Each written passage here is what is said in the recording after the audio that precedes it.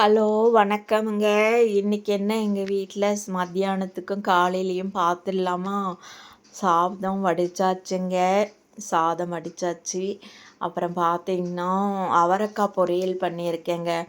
அவரைக்காய் கொஞ்சம் முத்திருச்சுங்களா, அந்த பருப்பெல்லாம் அதிலேயே உரிச்சு போட்டு, அவரைக்காய் தேங்காய் துருவல் போட்டு சூப்பராக அவரைக்காய் பொரியல் பண்ணியாச்சு. இது மத்தியானத்துக்கு தாங்க, லஞ்சுக்கு பண்ணியாச்சு.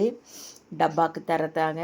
அப்புறம் பார்த்தீங்கன்னா சொரக்காய், சின்னதாக ஒரு சொரக்காய் வாங்கிட்டு வந்தேன்.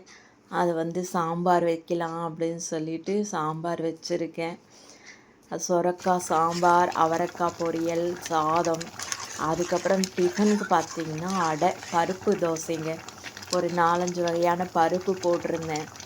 கொஞ்சமாக அரிசி போட்டு பச்சைப்பயிறு, பாசிப்பருப்பு, இந்த கடலைப்பருப்பு எல்லா பருப்பும் போட்டு கொஞ்சமாக அரைச்சி வச்சுருந்தேன்.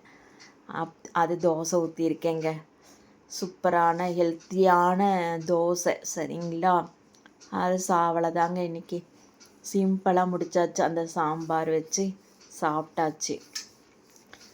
கொஞ்சம் அரைச்சாவே 2 நேரம் வந்துடுங்க.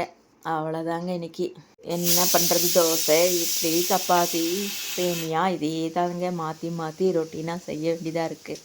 சரி, வித்தியாசமாக இருக்கட்டுமேன்னு பருப்பு அடை தோசைங்க. ஆனால் ஒன்றும் போடலை கூட, வெறும் பருப்பு தான்.